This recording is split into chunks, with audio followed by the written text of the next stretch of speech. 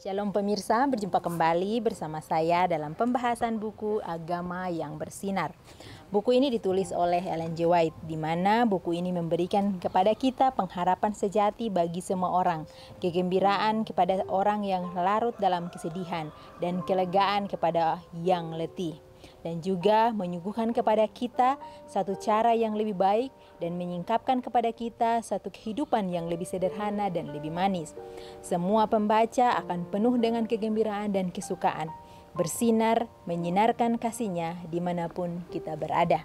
Sebuah pelajaran yang akan kita bahas bersama, namun sebelumnya saya mengundang saudara-saudara untuk dapat berhenti sejenak dari setiap kegiatannya. Mari kita sama-sama berkumpul sehingga kita akan mempelajari bersama saat ini dalam judul kita, dalam persekutuan dengan Dia.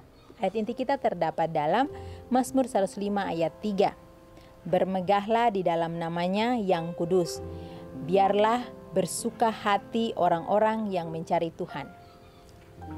Manusia yang diciptakan untuk bergaul dengan Allah hanya dapat menemukan kehidupan dan perkembangannya yang sesungguhnya di dalam pergaulan seperti itu. Diciptakan untuk menemukan kepada Tuhan sukacita yang tertinggi. Ia tidak dapat menemukan di tempat yang lain apa yang dapat menenangkan keinginan hatinya. Jadi sebuah pelajaran lagi kita diingatkan bagaimana kita harus bersekutu dengan Tuhan kita. Dalam ayat inti kita juga memberikan kita sebuah penjelasan bahwa kita harus bermegah dalam namanya yang kudus. Biarlah suka hati orang-orang yang mencari Tuhan. Bagaimana kepenuhan akan diberikan dalam kehidupan kita saat kita bergaul dengan Tuhan kita. Dan juga dikatakan bahwa pada saat manusia diciptakan, adalah sebuah kerinduan dari Tuhan sendiri atau pencipta kita agar kita bergaul dengan Dia dan juga dapat menemukan kehidupan yang sempurna, kehidupan yang menyenangkan jika kita berjalan bersama dengan Dia setiap saat. Dan juga Tuhan rindu agar sukacita yang tertinggi yang datang dari surga menjadi bagian masing-masing kita. Kalau kita melihat bahwa dunia bisa menjanjikan hal-hal yang mungkin dari mata manusia adalah sesuatu yang sangat bagus dalam kehidupan kita, tetapi tidak dapat menjamin sebuah kebahagiaan. Dikatakan bahwa kita tidak dapat menemukan kebahagiaan yang sejati itu dimanapun kita mau mencarinya. Hanya melalui berhubungan dengan Tuhan kita, maka damai dan kebahagiaan itu akan diberikan dalam kehidupan masing-masing kita. Dan juga dikatakan di sini ia tidak dapat menemukannya di tempat lain dan juga tidak dapat menyenangkan keinginan hati masing-masing kita. Jadi pada saat kita berhubungan dengan Tuhan, kita menjalin persekutuan dengan Tuhan dalam kehidupan keseharian kita. Bagaimana caranya kita dapat menjalin persekutuan itu bersama dengan Tuhan?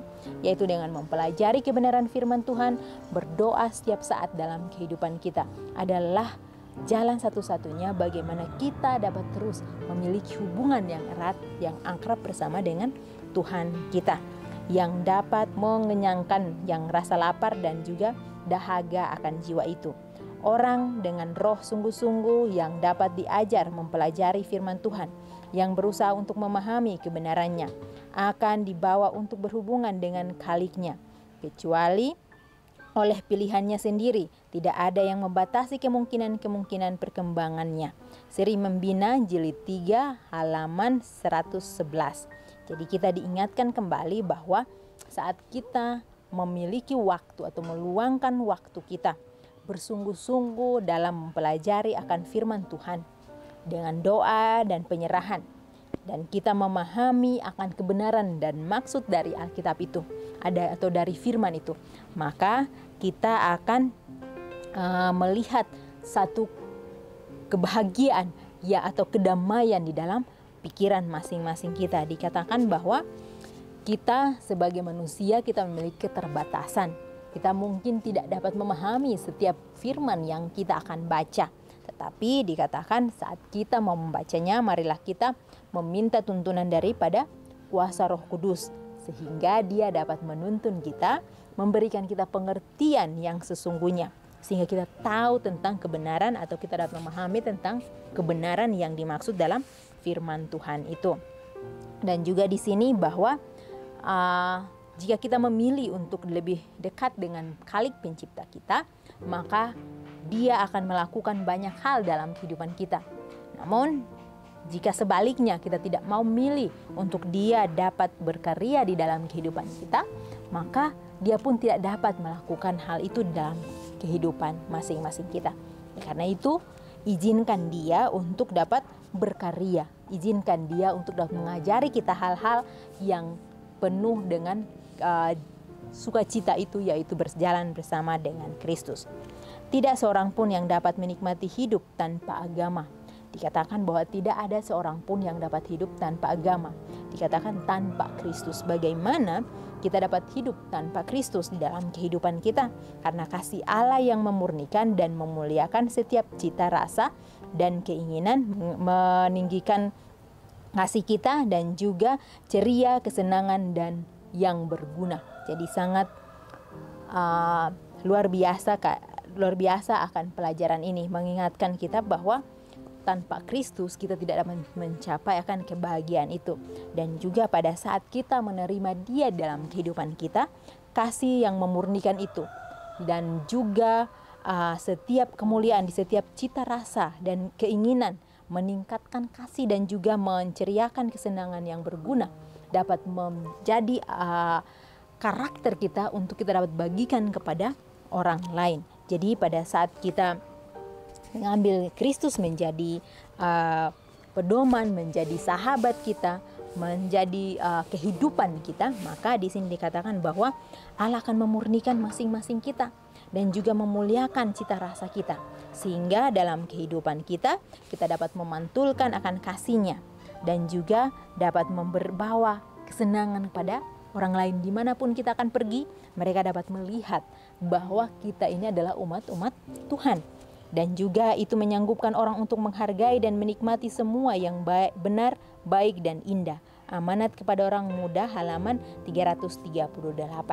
Jadi dari buku Amanat kepada orang muda mengingatkan masing-masing kita bahwa pada saat kita memilih untuk mengambil Kristus menjadi sahabat kita, menjadi penasehat kita, menjadi role model kita, maka Dia akan memberikan kita satu kehidupan yang penuh dengan sukacita, dan juga kita dapat memantulkannya kepada orang lain.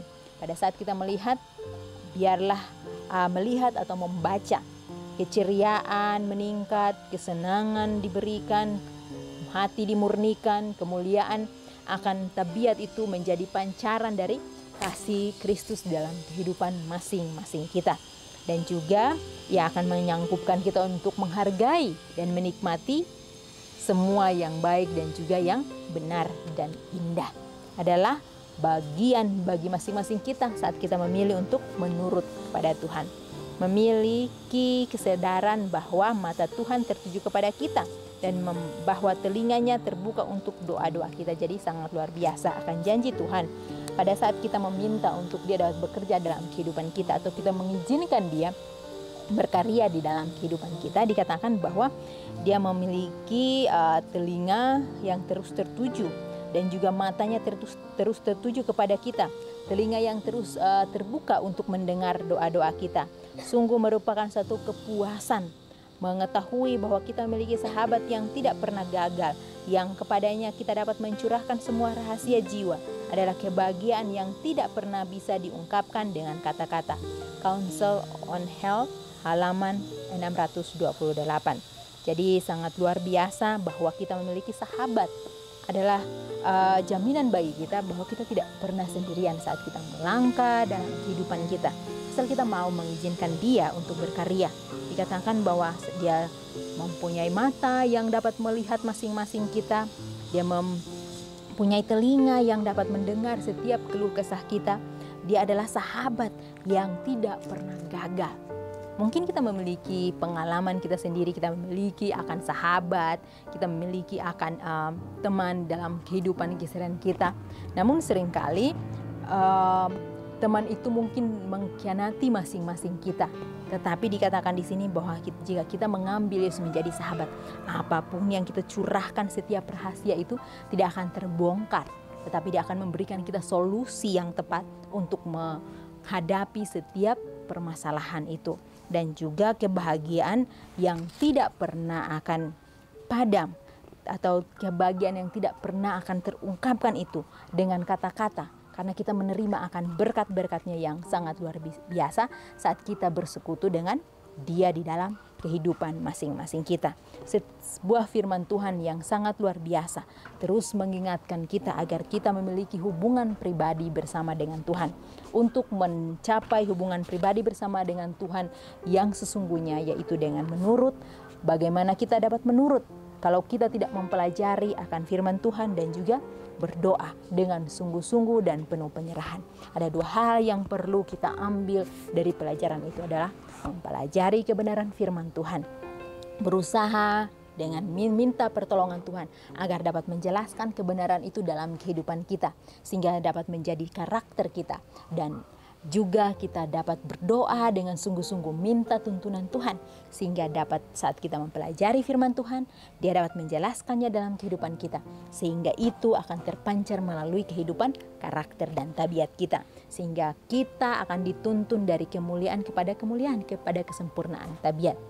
Karena itu biarlah melalui renungan singkat ini teruslah memandang kepada Kristus, teruslah mengambil Dia menjadi sahabat di dalam kehidupan kita, sehingga hari ke hari kita dapat terus meminta akan pertolongan Dia, karena sebagai manusia kita tidak memiliki kesanggupan apa-apa, namun melalui tuntunan Dia saja kita dapat melangkah maju terus dan terus mempersiapkan diri kita untuk hari besar itu.